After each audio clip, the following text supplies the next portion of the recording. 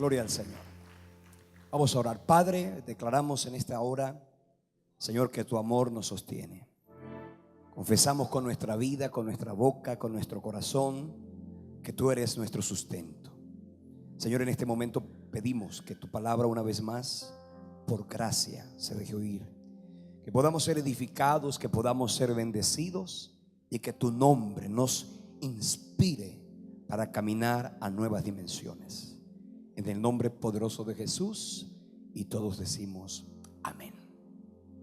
Ven conmigo al libro del profeta Jeremías, en el capítulo 48, en los versículos 11 y 12. Esta madrugada el Espíritu Santo me habló de este texto de la palabra. Y me habló de este texto de la palabra porque de alguna manera este texto nos hace referencia a lo que el Señor quiere hacer con nuestras vidas en el proceso de nuestro crecimiento espiritual. Jeremías 48, versículos 11 y 12 dice la Biblia: quieto estuvo Moab desde su juventud, y sobre su sedimento ha estado reposado. No fue vaciado de vasija en vasija, y nunca estuvo en cautiverio. Por tanto quedó su sabor en él, y su olor no ha cambiado. Por eso vienen días, ha dicho Jehová, en que yo le enviaré trasvasadores que le trasvasarán, vaciarán sus vasijas y romperán sus odres. ¿Sabes? Dios quiere que tú en esta hora, hoy, específicamente hoy, cuando estamos comenzando un nuevo año, tú puedas hacer una evaluación de tu vida y puedas preguntarte en qué nivel te encuentras. Por eso este mensaje lo he titulado Caminando hacia un nuevo nivel. Y escúchame esto de parte de Dios. Quiero decirte, Dios quiere tratar con tu vida de tal manera que tú puedas alcanzar una dimensión donde obviamente tú puedas conocer más a Dios y puedas crecer más en tu vida espiritual. En este caso, la Biblia dice que de Moab se quedó quieto, estancado. Una vida quieta, una vida estancada, una vida sin avances, una vida sin ningún tipo de logro, una vida de quietud. Por eso dice la Biblia de Moab que quedó su sabor en él, que su olor no ha cambiado. El tiempo pasó y quedó oliendo a lo mismo, sabiendo a lo mismo. Y hoy quiero decirte, no sé en qué nivel te encuentres, pero Dios hoy quiere que tú evalúes tu vida y puedas decir: Señor, yo no quiero que simplemente pasen los años y yo diga quiero un año nuevo, pensando que un año nuevo va a traer cosas nuevas a mi vida, porque se podrá acabar el 2015 otra vez y tu corazón entonces anhelará el nuevo año, porque lo que va a hacer que definitivamente tu vida entre a una mayor dimensión no es que cambien los años, ni que tu calendario y tu cumpleaños llegue y te encuentres un poco más viejo, sino que puedas tú decir: definitivamente Dios me ha elevado a una nueva dimensión. Esto a nivel familiar, a nivel matrimonial, esto a nivel económico, esto a nivel laboral, profesional. Dios quiere tu crecimiento. La Biblia dice: yo he venido para que tengan vida y vida en abundancia. ¿Cuántos saben eso? Por eso dice el Señor: vienen días, prepárate porque vienen días en que Dios dice que Él enviará trasvasadores que vaciarán tus vasijas y aún podrán romper tus odres. Cuando Dios comience a mover tu vida, cuando Dios comience a sacudir tu estabilidad, sabes que dale gloria a Dios, porque eso es la evidencia de que Dios te está elevando a un nuevo nivel. Y este 2015, ¿cuántos quieren un nuevo nivel? A ver, levante la mano. En el libro del profeta Ezequiel, hoy quiero compartir una palabra que Dios inquietó mi corazón ayer muy temprano en la mañana. Escúcheme, el libro del profeta Ezequiel es un libro, tiene 48 capítulos. De los libros proféticos, el libro del profeta Ezequiel es el libro que menos se lee. Es el libro que menos subrayaciones tiene, porque es un profeta que, a diferencia de Isaías, tú lees Isaías, tú le pides la Biblia a cualquier persona en el libro de Isaías y eso está subrayada con verde, con rojo, con negro. La gente lo subraya porque el profeta Isaías es un profeta bonachón, dice cosas lindas, profecías hermosas, y toda la gente la subraya y son para mí todo lo demás. El profeta Ezequiel, pobrecito, limpio en la mayoría de las Biblias. ¿Por qué? Porque el profeta Ezequiel dice lo que la nación no quería escuchar. Es más, hay gente que abre la Biblia y cuando de repente abre la Biblia y encuentra el profeta Ezequiel, Jehová reprenda al diablo, cierran la Biblia porque allí lo que Dios les dijo no fue muy agradable. La nación estaba en pecado, había corrupción, había iniquidad y Dios los estaba confrontando a través del profeta Ezequiel. 48 capítulos, wow, en esa condición. Pero en ese libro yo encontré una palabra que casi que brota como una maravillosa joya y quiero compartirla contigo porque en ese libro Dios quiere hablar a tu corazón también. Ahora, escúcheme una cosa, quiero decirle esto: hay alguien que tiene que decir lo que la gente no quiere escuchar. Amén.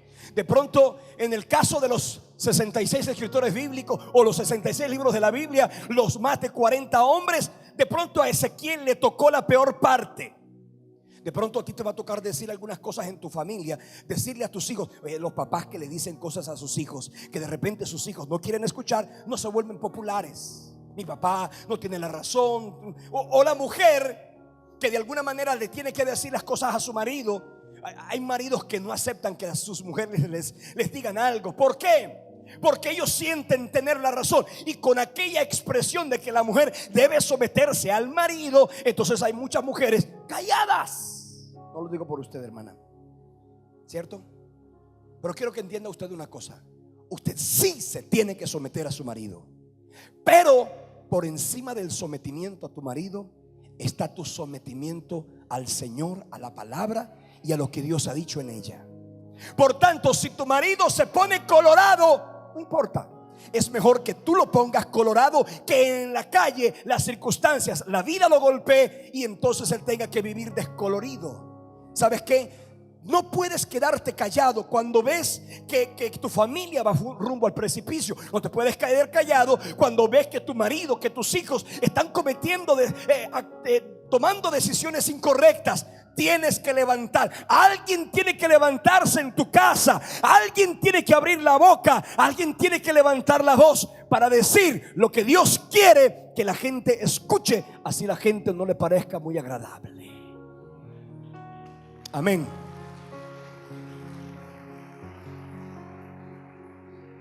Ahora sí vayamos a la palabra de Ezequiel 36. Quiero que recibas esta palabra. Y yo os tomaré de las naciones y os recogeré de todas las tierras y os traeré a vuestro país. Esparciré sobre vosotros agua limpia y seréis limpiados de todas vuestras inmundicias y de todos vuestros ídolos os limpiaré. Os daré corazón nuevo. ¿Cuántos dicen amén a eso? Y pondré espíritu nuevo dentro de vosotros. Diga amén a eso. Quitaré de vuestra carne el corazón de piedra y daré un corazón de carne. Pondré dentro de vosotros mi espíritu. ¿Cuántos dicen amén a eso? Y haré que andéis en mis estatutos. Diga amén a eso. Que guardéis mis preceptos. Diga amén a eso. Y los pongáis por obra. Diga amén. Habitaréis en la tierra que di a vuestros padres y vosotros me seréis por pueblo y yo seré a vosotros por Dios y os guardaré de todas vuestras inmundicias. Llamaré al trigo y lo multiplicaré y no os daré hambre.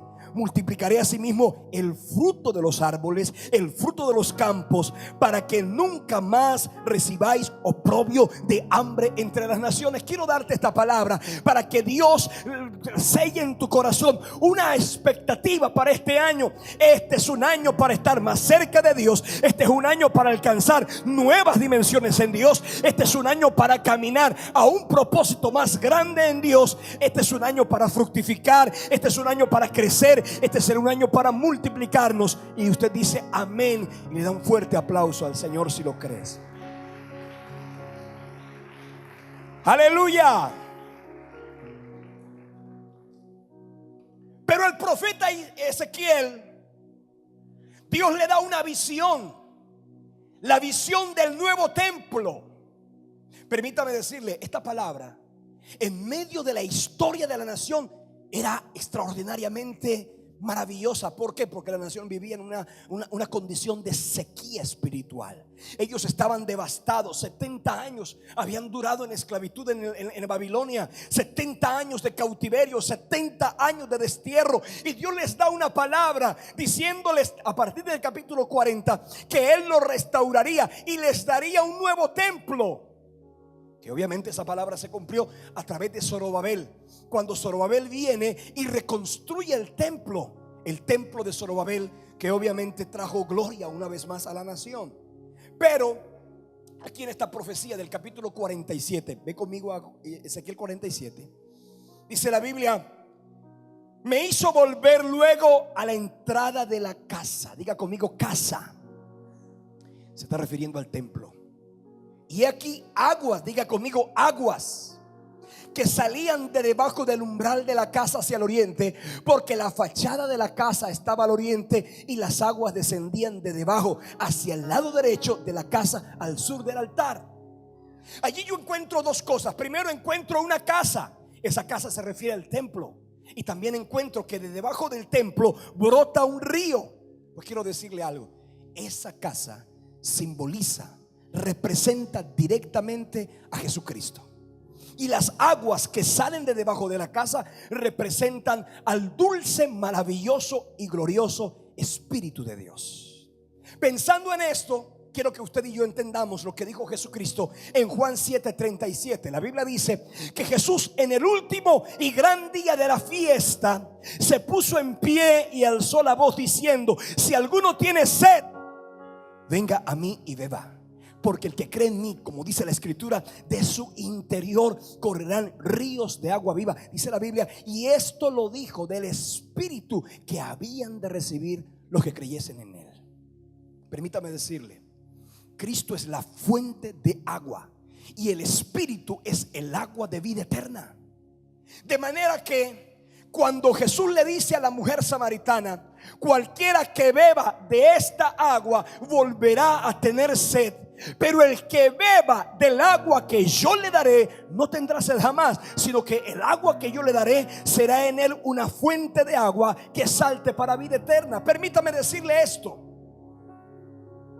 el mundo está sediento, pero el mundo, en medio de su sed y de su sequía, ofrece agua para la gente que está sedienta. Y el mundo ofrece licor, el mundo ofrece carnaval, el mundo ofrece lujuria, el mundo ofrece sexo desenfrenado, el mundo ofrece fornicación. Eso es lo que el mundo ofrece. Pero Jesús dijo: cualquiera que beba de aquello volverá a tener sed. Qué triste cuando la nación entera, cuando la ciudad como por ejemplo Barranquilla se lanza tras el desenfreno. Ayer se leyó el bando, oficialmente comienza el carnaval. Permítame decirle algo: la Biblia dice, no lo digo yo, lo dice la Escritura, que el que se constituye amigo del mundo se constituye enemigo de Dios. ¿Por qué? Porque eso, aparte de ser pagano y de tener un trasfondo espiritual terriblemente satánico, detrás de eso está el hombre tratando de satisfacer su humanidad, su hambre, su sed, que obviamente no le va a ser suficiente. Cristo es la fuente. Cuando Jesús muere, Juan el discípulo amado, la Biblia dice que, y lo registra Juan, que cuando Jesús muere, a él tomaron una lanza y ¿qué pasó con su costado? Lo hirieron. De su costado brotó sangre y brotó agua. Esa agua simboliza al Espíritu Santo. Primero redención, la sangre; luego santificación, el agua, el Espíritu Santo, la palabra.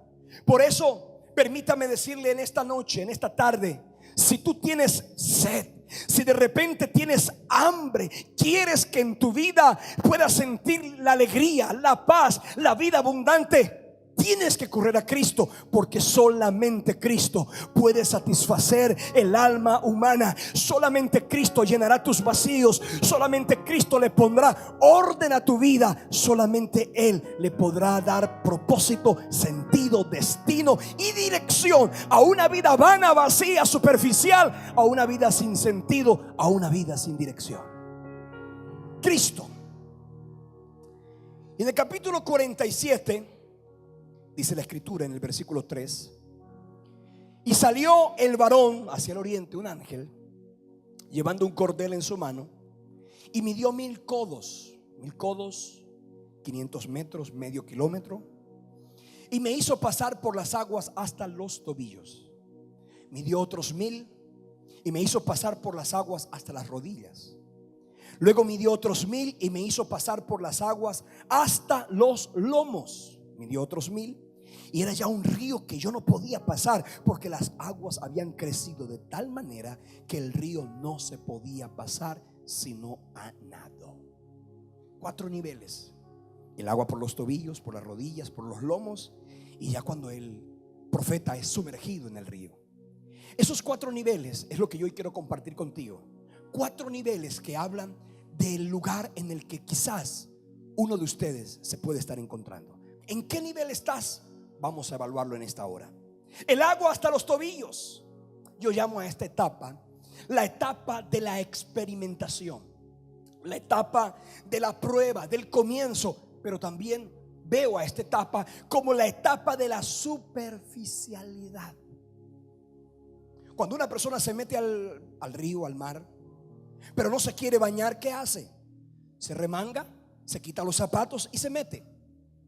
Tristemente lo digo, hay muchos creyentes que solamente buscan en Dios mojarse los pies. Es decir, lo que ellos procuran es encontrar descanso y solo pretenden refrescarse. No quieren más allá de eso. Solo buscan tranquilidad, solo quieren reposo momentáneo. Se conforman con poco. Aunque conocen a Dios, quieren seguir viviendo vidas cotidianas, vidas corrientes. En ellos no hay mucha diferencia. Sus vidas están a la orilla del río. Se resignan fácilmente ante los desafíos de la fe. No saben caminar por vista, por fe, sino por vista. No están dispuestos a buscar más de Dios. ¿Por qué? Porque quieren evitar riesgos, quieren evitar esfuerzos. Creen este tipo de personas, cuando viven una crisis, que Dios no los quiere. Claro, es que Dios no me ama. ¿Por qué? Porque ellos están en la superficie. Cuando todo está bien se sienten contentos, se sienten agradados. Pero cuando viene el problema, cuando viene la tempestad, cuando viene la crisis, inmediatamente sienten que Dios no los quiere. Están a la orilla del río de Dios. Una persona que por ejemplo está en la orilla del mar, y usted está en la orilla del mar y de repente alguien grita: ¡un tiburón! ¿Qué hace usted si está a la orilla del mar? Sale corriendo. Porque es fácil salir corriendo cuando se está a la orilla. Por eso hay personas que fácilmente entran a la iglesia, pero fácilmente se van de la iglesia. Hay gente que un comentario, una crítica, una murmuración, un señalamiento fácilmente los hace desertar. Porque están a la orilla, solamente disfrutan algo sencillo. Hay gente que está en la iglesia, pero están a la orilla del río de Dios. El otro nivel, el agua hasta las rodillas. Cuando el agua, en el capítulo 47, versículo 4, dice la Biblia que el ángel midió otros 1000 y me hizo pasar por las aguas hasta las rodillas. Este nivel yo lo llamo el nivel de la emoción sin conocimiento. Permítame explicarle esto. Emoción sin conocimiento. ¿Qué es peor? ¿La emoción sin el conocimiento o el conocimiento sin la emoción? ¿Qué es peor? ¿Qué es peor? Las dos son peores. Porque la emoción sin el conocimiento te da una vida de sensaciones nada más. Una vida de alguna manera superficial. Pero una vida en donde solamente hay conocimiento y no hay emoción, allí hay legalismo. Allí hay de alguna forma un sentimiento de religiosidad. Y Dios no quiere ni lo uno ni lo otro. Dios quiere que haya emoción, pero que también haya conocimiento. Y yo puedo mirar a este nivel como el nivel de la emoción sin el conocimiento. ¿Por qué? Porque aunque están en el río, pueden caminar, pero no pueden correr. Una persona que se mete a las rodillas no puede caminar en el río, sí, pero no puede correr. Hay mucha gente que no ha corrido. Hay gente que debió, por causa del tiempo en el que se convirtió, a estas alturas debió ser, por ejemplo, un líder en la iglesia. Pudiera haber sido de repente un alguien que sirva. Pero no, son cristianos cadochos. Es decir, cada 8 días es que van a la iglesia, cada 8 días es que ora, cada 8 días. Es decir, ellos están allí, no han profundizado en su vida espiritual. Yo recuerdo esto y me acuerdo un poquito, leyendo esto me acordaba de cuando el Señor quiso sacar al pueblo de Israel de Egipto, ¿se acuerdan? El Señor lanzó y mandó 10 plagas. Y el faraón, cuando veía venir cada una de esas plagas, la Biblia dice que un momento en que el faraón le hizo a Moisés y a Aarón 4 propuestas. Estúdialas. Solamente te voy a hablar las 2 primeras. La primera propuesta, Éxodo capítulo 8 versículo 25. El Señor faraón llamó a Moisés y a Aarón y les dijo: ofrezcan su sacrificio en la tierra. Es decir, ofrezcan su sacrificio aquí mismo, porque tienen que irse. De alguna manera eso es lo que el diablo tienta. Esa es la primera propuesta del diablo, en el sentido de decirte: ¿sabes qué? No tienes por qué dejar el mundo. Ok, tú puedes ir a la iglesia, pero sigue aquí. No tienes por qué dejar el mundo. Entonces están los cristianos que están un pie en el mundo y otro pie en la iglesia. Por eso le digo: no tienen que irse, ofrezcan al Señor sus sacrificios en la tierra. Moisés y Aarón dijeron: no, nos vamos. Luego vino otra plaga y viene una segunda propuesta del faraón. Y dice la palabra en Éxodo capítulo 8 versículo 28 que el faraón les dijo: yo os dejaré ir, bueno, váyanse, para que ofrezcan sacrificios a Jehová vuestro Dios en el desierto, con tal que no vayáis más lejos. Básicamente le estaba diciendo: vayan, pero no vayan muy lejos. No sé si a usted le han hecho esa propuesta. Ve a la iglesia, pero no te comprometas tanto. Ve a la iglesia, pero no vayas muy lejos. Mira, cuando yo me convertí al Señor hace 24 años, cuando yo me convertí a Cristo, lo primero que hicieron mis amigos y mi familia fue oponerse.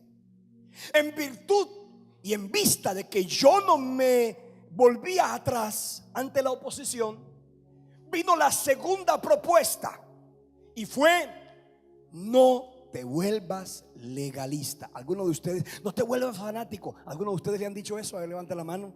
Bienvenido al club, eso es normal. No te vuelvas fanático. Pero quiero decirte, ¿por qué? Porque el enemigo te dice: no te comprometas tanto. Ve a la iglesia, de vez en cuando siembra, coloca una ofrenda, pero diezmar, no, eso es ir muy lejos. Ve a la iglesia, pero no hagas el discipulado, porque hacer el discipulado es ir muy lejos. Ve a la iglesia, pero no sirvas, porque eso es ir muy lejos. Y por eso hay gente en la iglesia, años, que uno nunca les conoce ni el nombre, ni cómo se llaman, ni dónde viven. Parecieran que son mudos, no hablan con nadie. Y tengo 10 años de estar viniendo a la iglesia, tengo 15 años de estar viniendo a la iglesia, y ni el de aquí ni el de allá me conocen. Es decir, no quieren ir muy lejos. Tienen el agua por las rodillas. Dios quiere que haya conocimiento. Ahora, cuando no hay experiencia de Dios, fácilmente podemos caer en la apostasía. Permítame leerle lo que dice la segunda carta a los Corintios capítulo 11 versículo 13. Leamos. Dice: porque temo, el apóstol Pablo temo que como la serpiente con astucia engañó a Eva, vuestros sentidos de alguna manera sean extraviados de la sincera fidelidad a Cristo. Porque si alguno viene predicando a otro Jesús que el que os hemos predicado, o si recibís otro espíritu que el que habéis recibido, u otro evangelio que el que habéis aceptado, bien lo toleráis. Porque hay gente que no sabe discernir el momento espiritual. Hay gente que, como no conoce absolutamente nada de la Biblia, a todo le dice amén.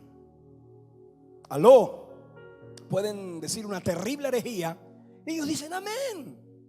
Pueden cometer el peor de los errores doctrinales, ellos dicen amén. Mire, yo le voy a decir algo. La música, Yo de música no tengo la más menor idea. Yo no sé cuando la gente se desafina. No tengo ni la menor idea. Y ustedes los de la música saben cuando la gente se desafina, ¿cierto que sí? Uy, se desafinó. Mi esposa, por ejemplo, tiene un oído. Esos programas de que La Voz Colombia, para mí todo el mundo canta y todo el mundo canta bien. Pero ella dice no está desafinado. Entonces me gusta ver este tipo de programas al lado de ella, porque yo le pregunto ¿qué tal cantó? Tengo que preguntarle qué tal cantó y me dice bien, cantó bien. O qué tal cantó, no, cantó mal. Pero hay gente que en la música tiene la capacidad de entender y de discernir. Pero en las cosas de Dios, de la Biblia, de la palabra, la peor de las herejías, y ellos ni se inmutan, dicen amén. Y pueden cometer, y escúchame, la Biblia, y Pablo lo decía, pueden predicar a otro Jesús, pueden predicar a otro evangelio, y pueden predicar a otro espíritu, y la gente lo tolera porque no tienen discernimiento. Mi pueblo, Oseas 4 versículo 6, mi pueblo perece por falta de conocimiento. Luego viene, no me puedo quedar aquí, viene el tercer nivel, el agua hasta los lomos. Ezequiel 47 versículo 4. Luego midió otros 1000 y me hizo pasar por las aguas hasta los lomos. Estos son los lomos, ¿eh? ¿Sabe cómo se llama eso? El nivel del temor. Yo llamo a este nivel el conocimiento sin dependencia. Quiero preguntar, levante la mano aquellos que saben nadar. Levante la mano el que sabe nadar. Ya bien. Ahora levanten la mano los que no saben nadar. Levante la mano. Dime o sea que, hermano, nada. Mucha gente que no sabe nadar. ¿Qué pasa con el nivel del agua hasta las rodillas? Hay gente que nada en una piscina siempre y cuando la piscina les llegue hasta acá. Cosa de que si se cansan o cosa de que se puedan poner de pie y el agua les llegó. Entonces revolotean, chapucean ahí en el agua porque el agua les da hasta aquí. Pero escúcheme bien, ¿qué es lo que impide que la gente aprenda a nadar? El temor de no tocar el piso. En el mar, en la piscina o en el río. La gente no nada es por eso, por el temor de no tocar el fondo. El nivel del temor. Escúcheme algo. Está bien que no tengamos temor. Mira, los niños no tienen temor. Ayer precisamente me pasó algo impresionante. Yo estoy preparando justamente este tema, cuando de repente mi esposa fue a llevar a David Elías a un partido de fútbol. Mi esposa le dijo a mi hijo mayor, a Juan David, acompáñame. Y no sé qué pasa con la puerta, pero parece que la puerta no cierra bien. Hay que cerciorarse de que la puerta cierra bien. Esta puerta se quedó abierta. En un descuido, Mateo, de 2 años y 4 meses, se salió. De repente, a los minutos, no pasaron sino como 5 minutos, llegaron a la casa timbrando la puerta. Afuera se había formado un tremendo escándalo. Mateo había salido de nuestro apartamento, subió los 10 peldaños que tienen el edificio hacia la piscina, fue a la piscina y se tiró, con la maravillosa bendición de que alguien lo vio y lo pudieron sacar. Yo quiero decirle una cosa. Yo estuviera contando hoy no un testimonio, yo pudiera estar contando hoy una tragedia. Dios guarda nuestra vida, por supuesto que sí. La Biblia dice que a sus ángeles mandará cerca de ti para que te guarden, para que tu pie no tropiece en piedra. Yo creo que Dios nos guarda. Yo preparando este tema que justamente tiene que ver con el agua, que justamente tiene que ver con el temor, y Dios me muestra aquí, y Dios me enseña varias cosas. La primera, que Él me cuida. ¿Cuántos saben que Dios los cuida? Ayer me di cuenta que Dios guardó a mi hijo. Pero ¿sabes qué? Dale un fuerte aplauso al Señor. Pero ¿cuántas veces yo no me he dado cuenta de que Dios me guarda? Ayer me di cuenta, Hoy puedo glorificar a Dios, pero tú cada día deberías dar un testimonio de que Dios te ha guardado. Así que ayer me di cuenta de eso. Primero, que Dios me cuida. Segundo, que tenemos que aprender a nadar. Vamos a tomar precauciones, porque escúchame una cosa: tú puedes tener una vida con precauciones, pero no puedes permitir el temor, porque el temor paraliza. Vamos a tomar precauciones, vamos a colocarle una reja a la puerta, en fin. Pero escúcheme bien, mañana a las 2 de la tarde Mateo tiene cita donde Eduardo Movilla, porque va a comenzar una clase exhaustiva. Necesito que en 3 semanas esté nadando perfectamente. ¿Oíste, papi? Vamos a tomar medidas. Medidas sí, temores no. Amén. Entonces tienes que aprender a nadar para que puedas introducirte a ese nuevo nivel. Porque el temor es terrible. Hay muchas personas que no oran por los enfermos por el temor de que nada pase. No tienen una vida de milagros porque no claman a Dios. Son creyentes muy limitados en su vida espiritual. Tienen el llamado a servir, pero por temor a servir simplemente están allí, en el lugar de siempre, en la misma ciudad y con la misma gente. Viven con afanes, con ansiedades. No saben andar por fe, solo por vista. ¿Saben? Los temores son algo que el Señor quiere enseñarnos a superar. Gracias a Dios, porque si tú no superas los temores, ¿sabes qué va a pasar? Que los temores te van a impedir a ti disfrutar de las bendiciones de Dios. Mire, tuvimos nuestras vacaciones, fuimos el mes pasado, y dentro de las cosas que Dios nos regaló fue que nos pudimos ir a un crucero. Yo tenía entendido que era un crucero por el Caribe. Mi esposa, que hizo todas las cotizaciones y pagos, cuando nos montamos y yo decía ¿cuántos días? Y ella me dijo 7 días. Y a mí me parecía que eso era demasiado, porque ojo, a mí me dan miedo los aviones. Y también me dan miedo, ahora me di cuenta que también me dan miedo los barcos. Pero ya yo había ido a un crucero y el barco tranquilo, así que yo dije, yo quedé contento. ¿Cuándo volvemos a un crucero? Y ahora nos montamos en un crucero, con la diferencia de que este crucero no era por el Caribe. Este crucero se metió al océano Atlántico. Y al principio todo tranquilo, pero llegó un momento en que el barco era para allá y el barco era para acá, y eso era terrible. Y en el día no había problema, pero cuando llegamos en la noche, mira, hermano, literalmente una noche completa sin dormir. No dormía. Y yo estaba pensando, porque dijeron, ahí colocaron que debajo de la cama estaban los chalecos salvavidas. Y yo me acordé del Titanic, del Costa Concordia, yo me acordé de todo. Y yo conté cuántos chalecos habían. Y habían como 7 y nosotros éramos nada más 5. Entonces bueno, y yo me observé que todo estaba bien. Pero entonces yo tenía acostado diciendo, un barco de 17 pisos, 16 pisos, un barco con 16 ascensores. Yo decía, ¿qué tal que este barco se voltee? Hermano, una noche completa sin dormir. Mi esposa me dice a la mañana siguiente, yo le pregunto, ¿cómo amaneciste, mi amor? Y ella dice, bien, con dormir rico, como si hubiera dormido en una hamaca. Y yo le dije, yo en cambio no dormí nada. Yo al otro día andaba como un zombie por allá por el barco. Esa noche reprendí el viento, reprendí el mar, bueno, hice de todo. Pero ¿sabe qué pasó? Que el mar no se calmó. El mar no se calmó, ni ese día ni los días siguientes. Y faltaban como 6 días. Yo le dije al Señor, yo tengo que tener paz. Aunque no me gusta que el barco se mueva, aunque no me gusta que el avión se mueva, de todas maneras aprendí que yo no necesito que el barco o que el mar se aquiete.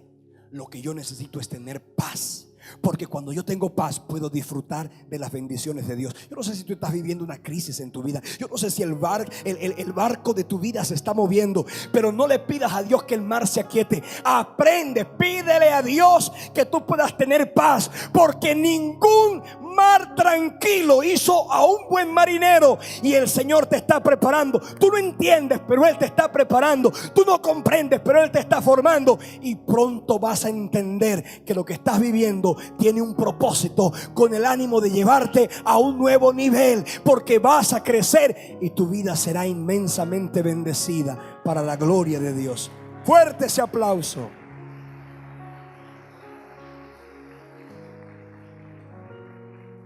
El Señor le dice a través del libro de Efesios 6:14: estad pues firmes, ceñidos los lomos con la verdad.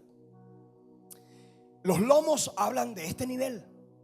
¿Sabes qué es lo que le da autoridad a tu vida y que saca los temores de tu corazón? La verdad. Y la verdad es la palabra. Una vida llena de la palabra es una vida llena de autoridad, de contundencia y de fuerza. Y por último, encontramos el nivel sobrenatural, donde el profeta es sumergido en el río. Un nivel que yo llamo el nivel del compromiso y el nivel de la pasión. Dice: midió otros 1000, versículo 5, y era ya un río que yo no podía pasar, porque las aguas habían crecido de manera que el río no se podía pasar sino a nado. ¿Sabes qué? Este nivel es el nivel donde no puedes tocar el piso. Es el nivel donde Dios te quita los apoyos, donde tú aprendes a depender de Dios, donde tú tienes que aprender o a nadar o a nadar. Quiero que entiendas: en el río de Dios nadie se va a ahogar. En el río de Dios, el Señor lo único que quiere es que te introduzcas. ¿Quieres saber más de Dios? Métete al río de Dios, a la profundidad. No te quedes a la orilla moviendo tus pies en la playa. Métete en la profundidad para que puedas conocer los secretos de Dios, para que puedas oír las verdades profundas de Dios. En la profundidad es donde aprendes sabiduría. En la profundidad es donde conoces el propósito de Dios. En la profundidad es donde Dios te da su palabra. En la profundidad es donde Dios se dimensiona en tu vida. En la profundidad es donde hay secretos escondidos y hay tesoros muy guardados. ¿Quieres caminar este año en una nueva dimensión? Métete a aguas profundas. ¿En qué nivel estás? No sé. ¿En qué nivel estás? No sé. Pero yo sí quiero que entiendas que Dios con esta palabra te está diciendo: quiero más de ti. ¿Quieres más de Dios? Dios quiere más de ti. Pregúntate: ¿qué quiere Dios de mí? ¿Qué nivel, qué área de mi vida Dios quiere? ¿Qué área de mí Dios necesita? Porque cuando tú te entregas a Dios y cuando comienzas a caminar en esa dimensión, lo sobrenatural de Dios se hace realidad a tu vida.